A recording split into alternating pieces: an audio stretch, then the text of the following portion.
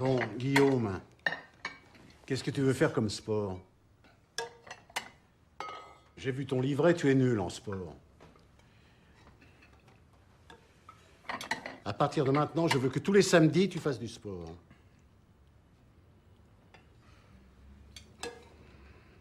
Donc, qu'est-ce que tu veux faire comme sport? C'est pas moi, du foot. De l'athlétisme, de la boxe, du judo. C'est pas moi, de la lutte gréco-romaine. Du piano? Non, il veut absolument que je fasse des trucs de garçon. C'est comme l'autre soir. J'étais dans ma chambre en train de jouer à Sissi et à sa belle-mère, l'archiduchesse Sophie. Elle est sublime, l'archiduchesse Sophie, je l'adore. Elle est à cheval sur l'étiquette. Bon, elle est un peu sévère, un petit peu dure parfois, mais elle est tellement élégante. Elle a un tel sens du devoir. C'est difficile pour elle aussi.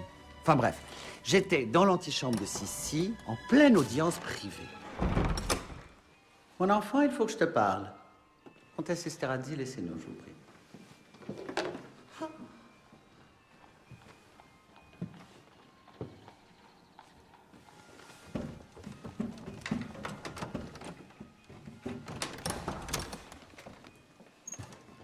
Approche que je t'examine.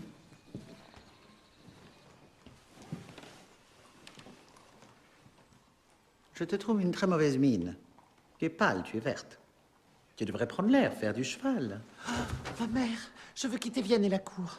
Je ne supporte plus le poids de l'étiquette. Je ne trouve pas l'amour et la tendresse dont j'ai besoin. Cesse de t'apitoyer sur toi-même. Tu vas devenir impératrice d'Autriche. Il est bien question de tendresse. J'aime pas ta façon de parler. Quel langage. Mais ma mère... Ne m'interromps pas quand je parle. La cour d'Autriche suit une étiquette très stricte qui nous vient d'Espagne. C'est le cérémonial de Charles Quint. Nul ne peut s'y soustraire. Mais qu'est-ce que...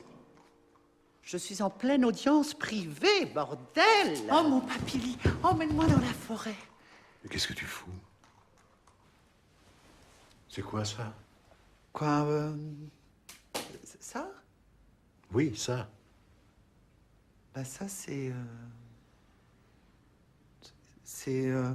parce qu'en fait, la nuit, quand je dors, je me réveille toujours de froid parce que ma couette a glissé. Alors, je me dis qu'en l'attachant comme ça avec ma ceinture, je risque plus de la perdre. Tu comprends? Tu peux m'expliquer ce que tu fous avec ton pull-over sur la tête? Ah, ça c'est parce que j'avais peur d'avoir froid aux oreilles, à la tête, la nuit quand je dors.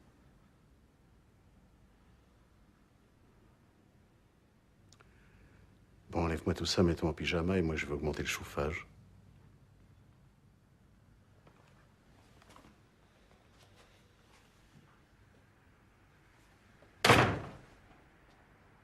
Merci. Depuis, il fait 28 degrés dans la maison, on se croirait dans un sauna. Il n'a pas aimé Sissi.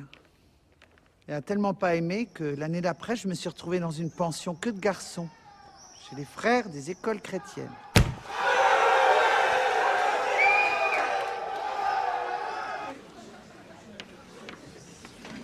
On se dépêche! Allons!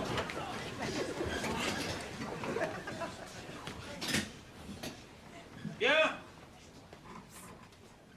Extinction des feux!